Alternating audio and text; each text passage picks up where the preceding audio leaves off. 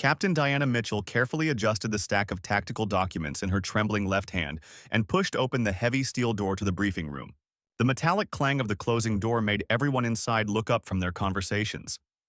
12 Navy SEALs seated around the tactical table fell silent, their eyes tracking her uneven gait.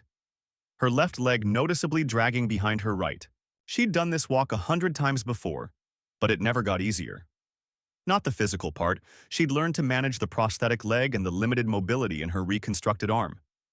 It was the looks that still cut deep, the mixture of pity, discomfort, and barely concealed skepticism that crossed their faces when they saw her limping into their world of supposed physical perfection. "Gentlemen," she said, setting her materials on the table with deliberate care, "I'm Captain Mitchell. I'll be coordinating today's mission briefing." In the back corner of the room, Lieutenant Ryan Parker leaned over to whisper something to Petty Officer First Class Kevin Torres. Diana caught the tail end. Desk jockey probably never seen real combat. She'd heard it all before.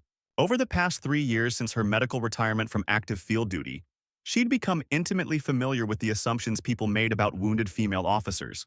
Either she was a diversity hire who'd gotten hurt doing something she shouldn't have been doing in the first place, or she was a tragic victim to be handled with kid gloves and polite condescension. Both assumptions made her want to put someone through a wall. "Before we begin," Diana said, activating the large tactical display screen, "I want to address something that I know is on everyone's minds." The room grew uncomfortably quiet.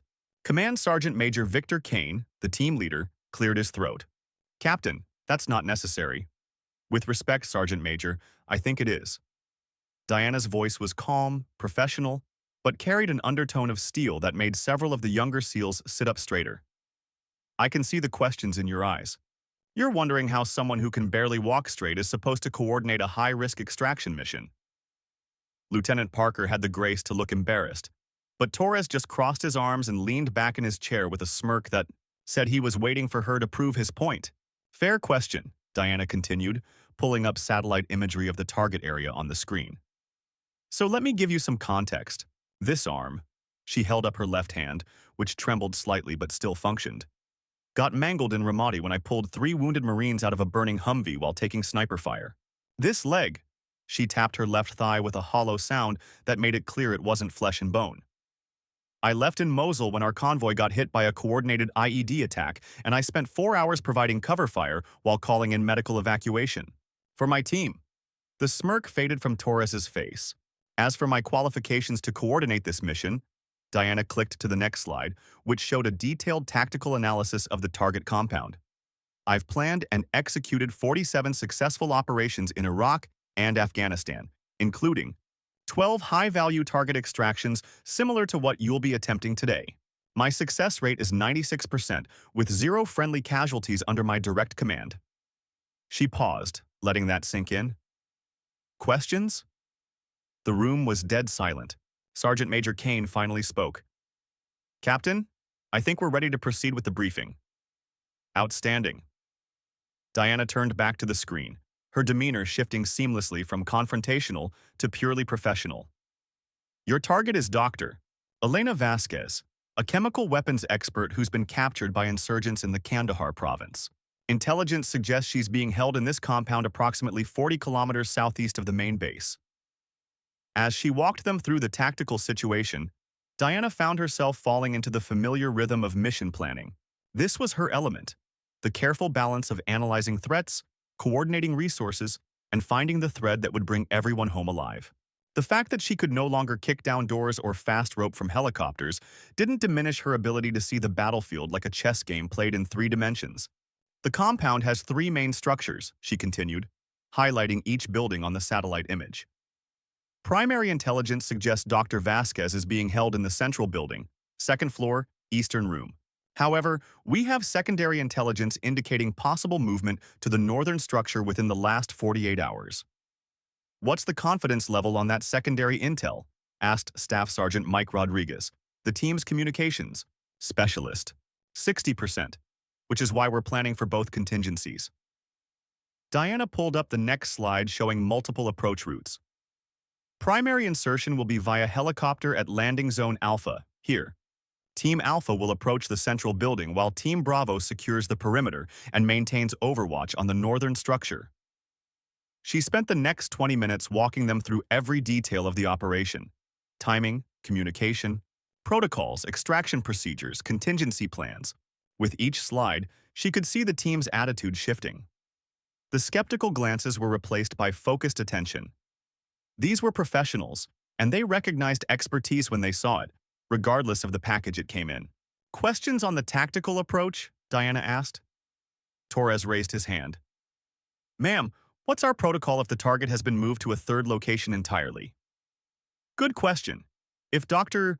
Vasquez isn't in either primary location, you'll have two options depending on available intelligence. Option 1. If we have solid intel on her new location within a reasonable distance, Command will vector you to the new coordinates.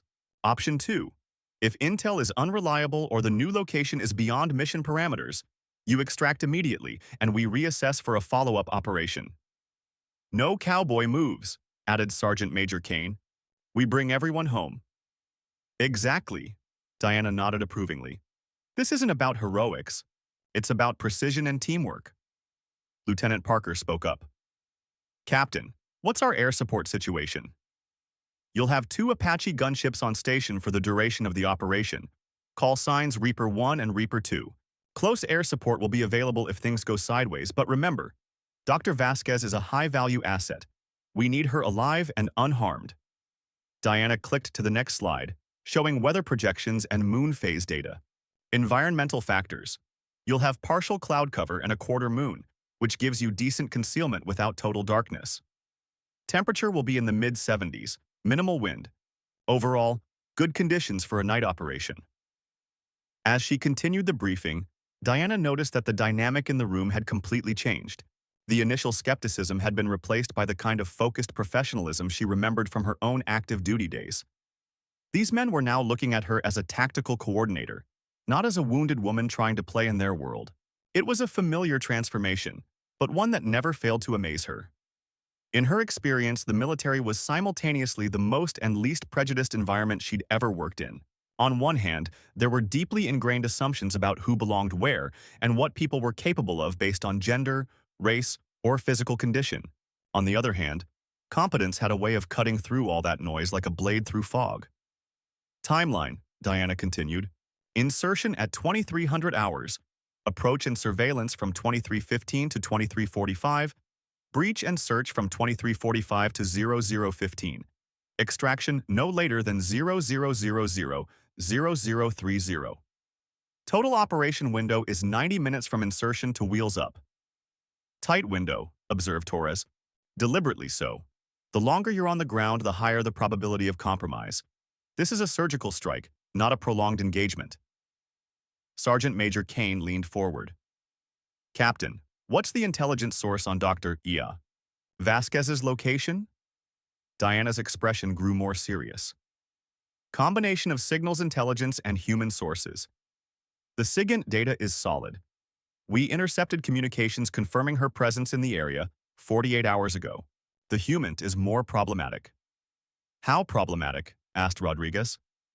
"Our primary source is a local asset who's been reliable in the past, but has recently shown signs of financial motivation. He's pushing for a quick operation and a substantial payout. So he might be selling us information he thinks we want to hear," Kane concluded. "Exactly. Which is why we're maintaining healthy skepticism about specific location details and planning for multiple contingencies." Parker raised his hand again.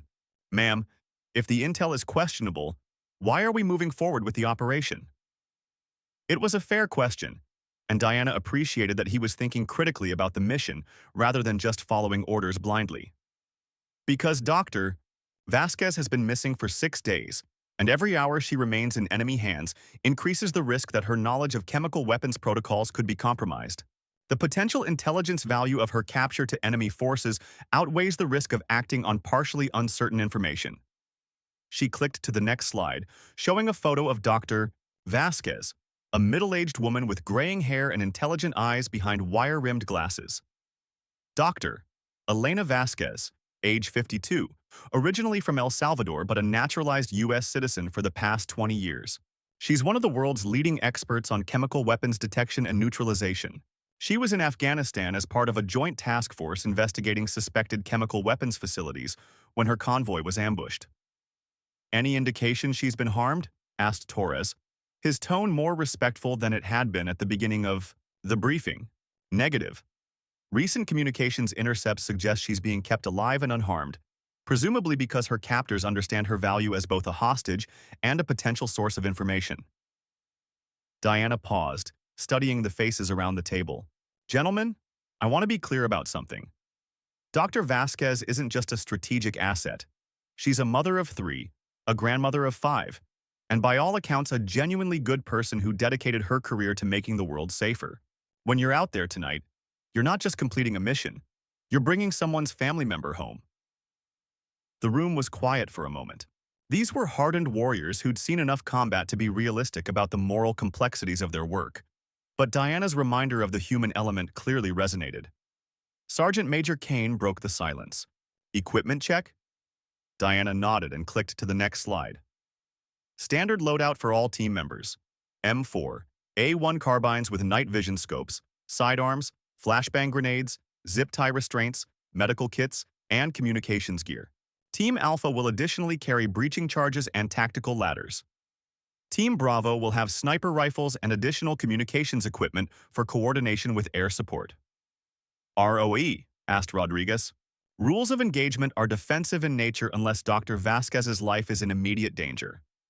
You are authorized to use lethal force to protect the hostage or defend yourselves, but the primary objective is extraction, not elimination. We want to get in and get out with minimal noise and maximum speed. Diana walked them through several more slides covering communication protocols, medical evacuation procedures, and post-mission debriefing requirements. With each detail, she could see the team members taking notes, asking clarifying questions, and beginning to mentally prepare for the operation.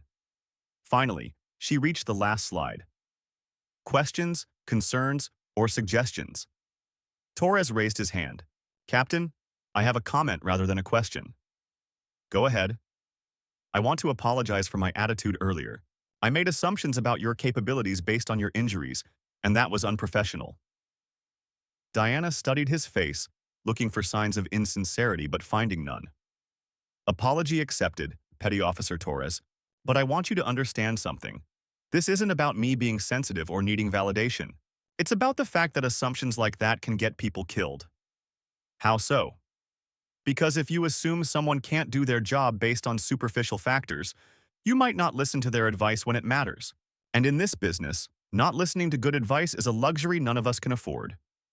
Kane nodded approvingly. The captain's right.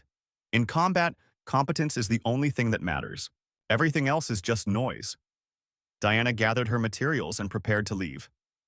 Gentlemen, you have 2 hours to complete your equipment checks and final preparations. Any last-minute questions or concerns should be directed through your chain of command. I'll be in the Tactical Operations Center, monitoring communications throughout the mission. As the team members began filing out of the briefing room, Lieutenant Parker approached her. Captain, can I ask you something personal?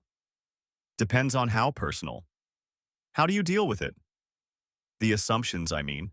The way people look at you when you walk into a room. Diana considered the question. It wasn't one she'd expected from a young SEAL, but she appreciated his directness. Lieutenant, how long have you been in the teams? 3 years. And how many times have you had to prove yourself to someone who assumed you couldn't do the job? Parker thought about it. More than I can count. Every new unit, every new mission, sometimes every new day. Exactly. The only difference is that my challenges are visible, while yours might be based on your age, your rank, or any number of other factors. We all have to prove ourselves repeatedly. The key is not to take it personally and to let your performance speak for itself. But doesn't it get exhausting? Diana smiled grimly. Everything about this job is exhausting, Lieutenant. Physical exhaustion, mental exhaustion, emotional exhaustion. But you know what's more exhausting than proving yourself? Giving up and accepting that other people's limitations define your possibilities. Parker nodded slowly. Thank you, ma'am. That's actually helpful. Don't mention it. Now go get your gear squared away. Tonight's mission isn't going to execute itself. As Parker left, Diana was alone in the briefing room with Sergeant Major Kane, who was reviewing his notes from the session. "Good briefing, Captain," he said without looking up. "Thank you, Sergeant Major. Can I ask you something?" "Of course." Kane finally looked up from his notes. "How accurate do you think that intel really is?" Diana appreciated his directness.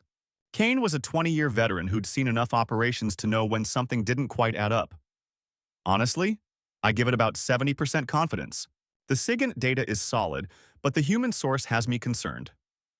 "But you're recommending we proceed anyway." "I am, because the alternative, leaving Dr. Vasquez in enemy hands while we wait for better intelligence, carries even higher risks." Kane nodded. "I agree. But I want you to know that if this goes sideways, it won't be because of your planning or coordination. You've done everything, right?" "I appreciate that, Sergeant Major. But if it goes sideways, the reason won't matter much to the families of anyone who doesn't come home." "True, but it might matter to you." Diana looked at him sharply. "What do you mean?" "I've read your file, Captain. I know about the operation where you got hurt. I know you've been carrying that weight for 3 years." Diana's jaw tightened slightly. She didn't discuss the Mosul incident with anyone except her therapist, and even then, only when absolutely necessary. "That's not relevant to tonight's mission." "Isn't it?" "Look, Captain, I've been doing this for 2 decades. I've seen good officers destroy themselves over situations they couldn't control. Don't let perfectionism become self-destruction." "I'm not—" "You're not what? Taking unnecessary responsibility for outcomes beyond your control? Because from where I sit, that's exactly what you're doing." Diana was quiet for a long moment. Finally, she spoke. "Sergeant Major, can I ask you something?" "Shoot." "Do you think I'm here because I'm the best person for this job, or because the brass feels sorry for a wounded veteran?" Kane's laugh was sharp and without humor. "Captain, you think the military wastes resources on pity assignments for high-risk operations? You're here because you're the best tactical coordinator available for this type of mission. Period." "How can you be sure?" "Because I requested you specifically. When they told me we had a hostage rescue with minimal intelligence and maximum political sensitivity, I asked for Diana Mitchell, not because you're a wounded veteran, not because you're a woman, but because you're the officer with the highest success rate for this type of operation." Diana felt something she hadn't experienced in months. Professional validation that wasn't tempered by sympathy or qualification. "Thank you for telling me that." "Don't thank me. Just do what you do best. My boys are counting on it." After Kane left, Diana remained in the briefing room for several minutes, staring at the tactical display screen that still showed the satellite imagery of the target compound. In a few hours, 12 highly trained warriors would be inserting into hostile territory based on her analysis and recommendations. The weight of that responsibility was something she'd never gotten used to, even after dozens of successful operations. She thought about the conversation with Kane and his observation about perfectionism becoming self-destruction. He wasn't wrong. Since Mosul, she'd been driven by an almost pathological need to ensure that no one under her command would ever face the kind of impossible choices she'd confronted that day. The Mosul incident had been a textbook example of everything going wrong simultaneously. Bad intelligence, compromised communications, enemy forces that were better prepared and more numerous than expected. By the time Diana realized they were walking into a trap, it was too late to abort the mission. She'd spent 4 hours calling in airstrikes on enemy positions while providing covering fire for the evacuation of her wounded team members. The IED that eventually got her had been the 5th one to detonate near her position.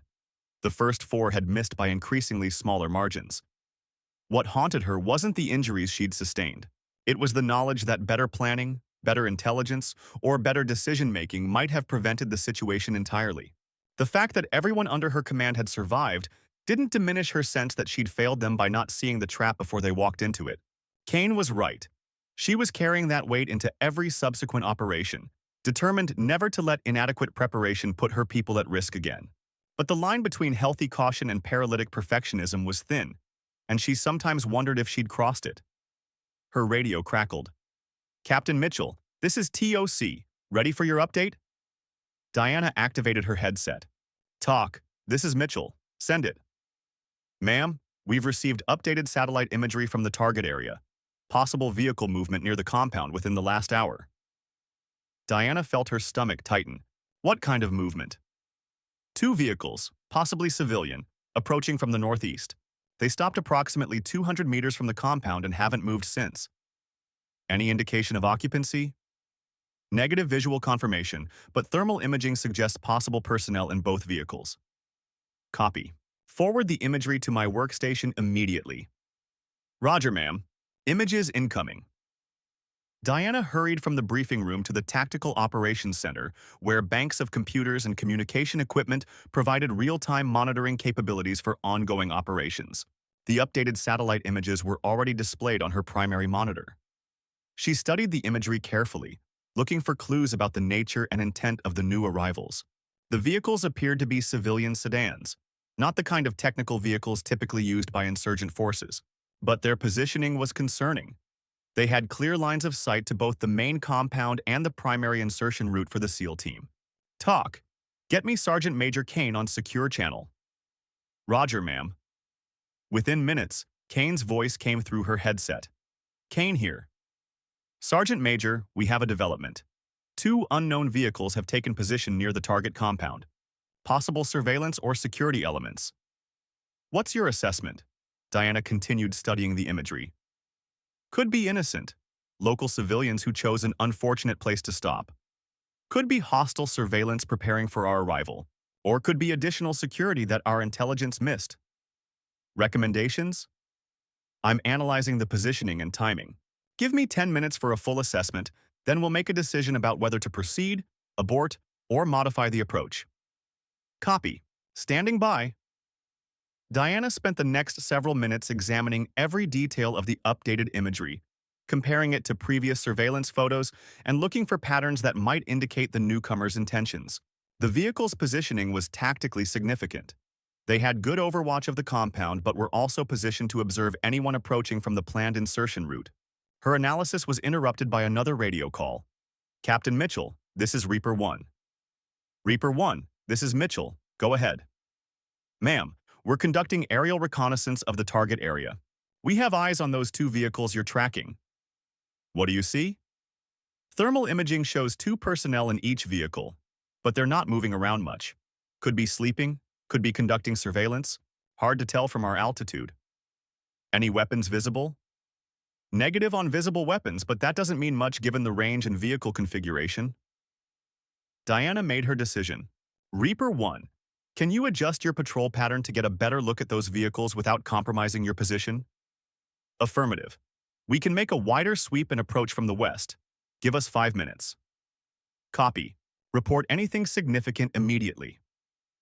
While waiting for the aerial reconnaissance update, Diana reviewed the mission timeline. The SEAL team was scheduled to insert in 90 minutes. That gave her enough time to gather additional intelligence and make an informed decision about whether the unknown vehicles represented a significant threat to the operation. Her radio crackled again. Captain Mitchell, this is Intelligence Division. Intelligence, this is Mitchell. Ma'am, we've been monitoring communication intercepts from the target area. Within the last 30 minutes, we've detected increased radio chatter that might be related to the vehicles you're tracking. What kind of chatter? Difficult to translate in real time, but it appears to be coordination between multiple parties. Could be innocent, but the timing is suspicious. Diana felt the familiar tension that preceded critical decisions. Every piece of new information had to be weighed against the overall mission objectives and the safety of the team. Too much caution could mean missing the opportunity to rescue Dr. Vasquez. Too little caution could mean walking into an ambush. Intelligence. I need your best assessment.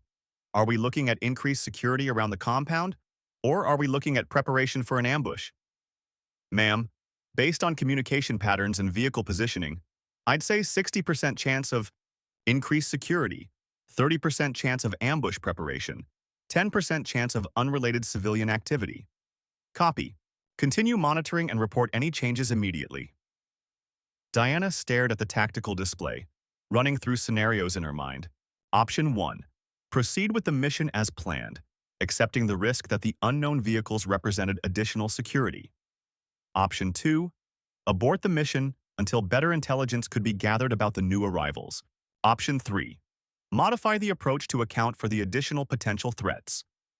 Her radio interrupted her analysis. Captain Mitchell, this is Reaper 1. Reaper 1, go ahead. Ma'am, we've completed our reconnaissance pass. The vehicles appear to be occupied by armed personnel, but they're not actively patrolling or showing signs of heightened alertness. Our assessment is that they're probably static security elements rather than an active ambush. Any indication they've detected your aircraft? Negative. They haven't reacted to our presence at all. Diana weighed the information. Static security was a problem, but not an insurmountable one. The SEAL team was trained to deal with unexpected security elements, and the presence of additional guards might actually confirm that Dr. Vasquez was indeed being held at this location. She opened a secure channel to Kane. Sergeant Major, this is Mitchell. I have an updated assessment. Send it. The unknown vehicles appear to be static security rather than an active ambush. Recommend proceeding with the mission but modifying the approach route to avoid the vehicle's direct line of sight. Alternative approach routes? Diana studied the topographical map. You can approach from the southwest instead of the northeast.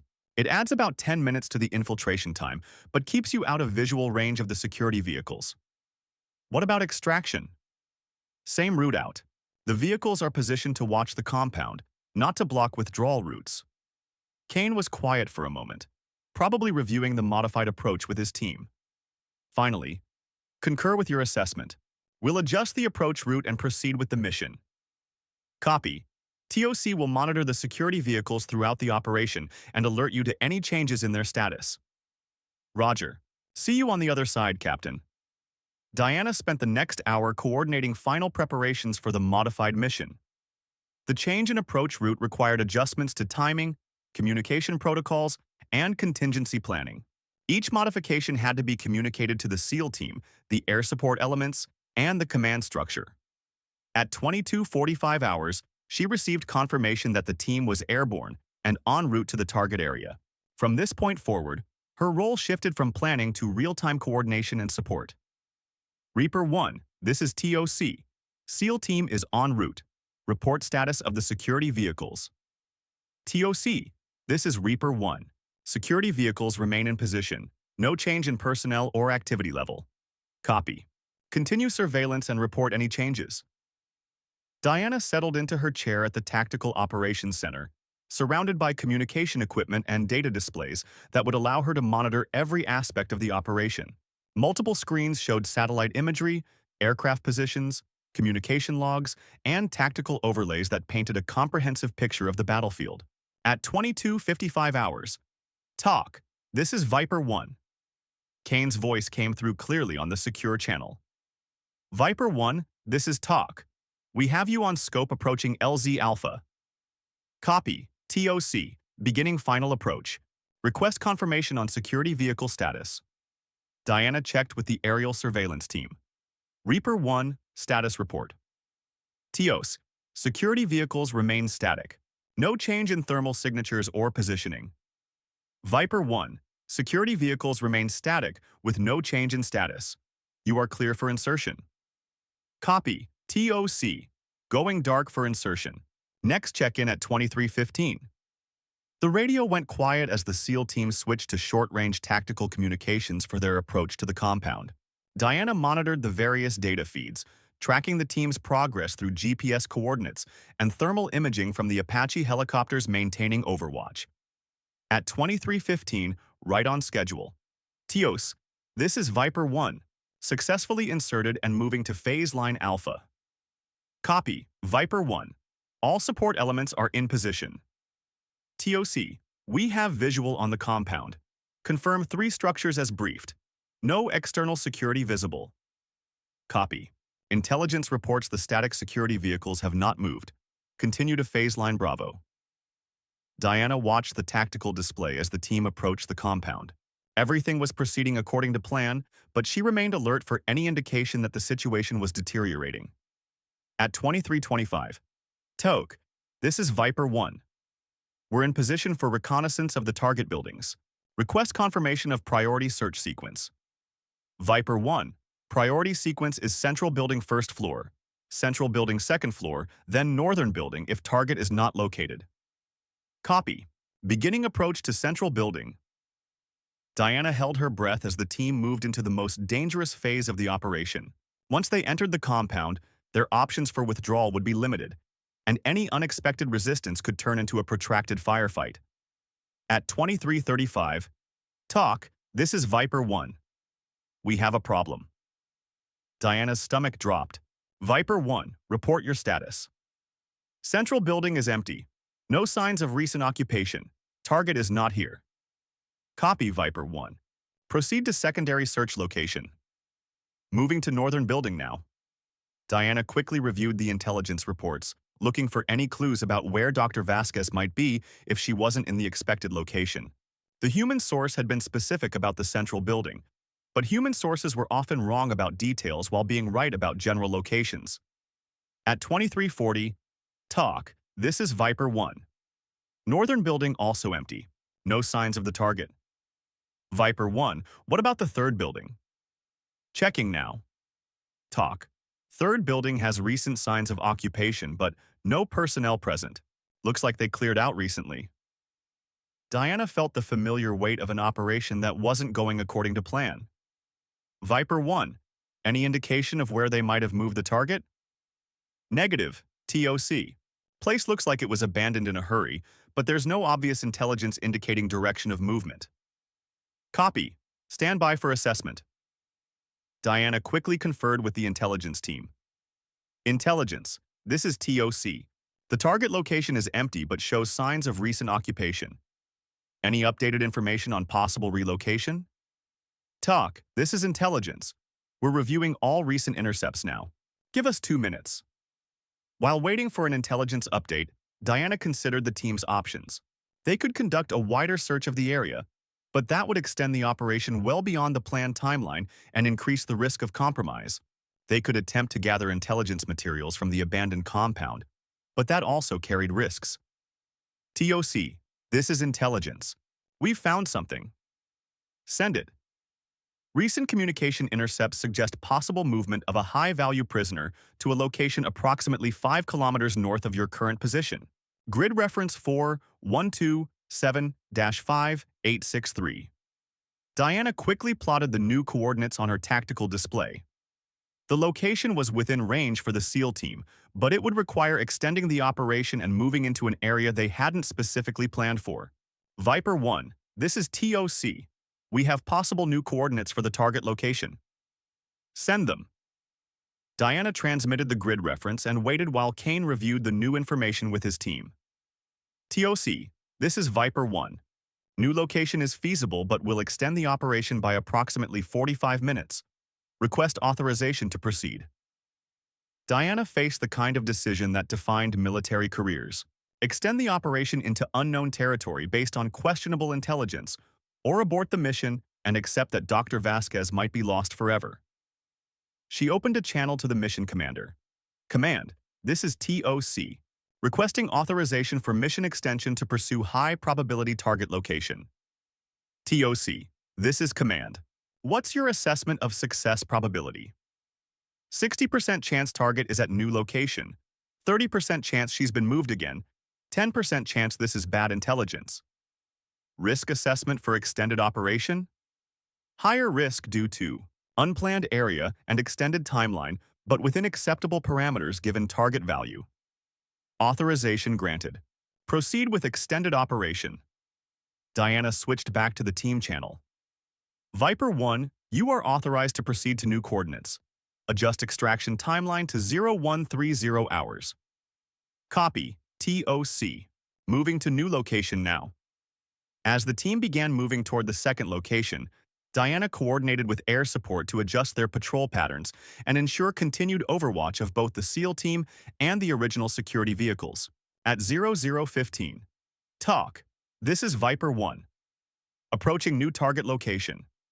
Compound appears occupied with thermal signatures in the main building. Copy, Viper 1. Proceed with caution. Talk, we have visual confirmation of guards at the new location. Count 4 external security personnel. Copy. Rules of engagement remain defensive unless target is in immediate danger. Understood. Beginning approach." Diana monitored the team's progress as they moved into position around the second compound. Unlike the first location, this one showed clear signs of current occupation and active security. At 0025, talk. This is Viper 1. We have eyes on the target. Doctor. Vasquez is visible through a second-floor window, appears unharmed. Outstanding, Viper 1. Proceed with extraction. Copy. Beginning entry sequence now. For the next 10 minutes, Diana listened to the controlled chaos of a precision assault. Brief reports of flashbang deployed, first floor secure, moving to second floor, and finally, at 0035, Toke. This is Viper 1. We have the package. Dr. Vasquez is secure and unharmed. Copy. Viper 1, outstanding work. Proceed to extraction point. Moving to LZ Bravo now. ETA 10 minutes. Diana felt the tension leaving her shoulders as the operation moved into its final phase. The team had successfully located and secured Dr. Vasquez, and they were now moving toward the extraction point where helicopters were waiting to bring them home. At 0045, talk. This is Viper 1. We are at LZ Bravo, ready for extraction. Copy. Viper 1. Extraction birds are inbound. ETA 2 minutes. Roger. Package is secure and in good condition. Mission complete. Diana leaned back in her chair as the final reports came in, confirming successful extraction and departure from the target area. Dr. Vasquez was safe. The SEAL team was intact, and the mission had been accomplished despite the complications and changes in plan. Sergeant Major Kane's voice came through the radio one final time. Talk. This is Viper 1. Thank you for the outstanding coordination and support. Your adaptability made the difference tonight. Copy, Viper 1. Welcome home. Excellent work by everyone involved. As Diana began the post-mission reporting process, she reflected on the events of the past few hours. The operation had required split-second decision-making, adaptation to changing circumstances, and coordination between multiple elements operating in a high-risk environment. More importantly, it had required trust. The SEAL team had trusted her tactical assessments and recommendations. The command structure had trusted her judgment about extending the operation. The air support elements had trusted her coordination of their movements. That trust wasn't given because she was a wounded veteran deserving of sympathy, or because she was a woman breaking barriers in a male-dominated field. It was given because she had proven herself capable of making the right decisions under pressure, time, and again. 3 hours later, Diana was in the debriefing room with Kane and his team, reviewing the operation step by step. Dr. Vasquez had been medically evaluated and cleared, and was already on a plane back to the United States. Captain, Kane said as the formal debriefing concluded, I want to thank you again for your coordination tonight. The mission succeeded because you were able to adapt to changing circumstances without losing sight of the primary objective. Thank you, Sergeant Major. Your team's professionalism made my job much easier. Torres, the same petty officer who had been skeptical at the beginning of the evening, approached her. Ma'am, I learned something important tonight. What's that?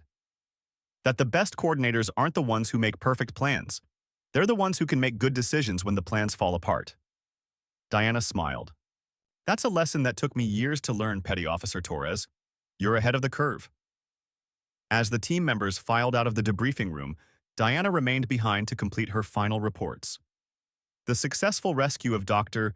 Vasquez would generate significant paperwork and analysis, but those were tomorrow's concerns. Tonight, she allowed herself a moment of satisfaction, not because she had proven anything to the skeptics or overcome any personal demons, but because she had done her job well. She had helped bring 12 good soldiers home safely while accomplishing a mission that mattered. In the end, that was all anyone could ask for. The opportunity to do meaningful work with competent people in service of something larger than themselves.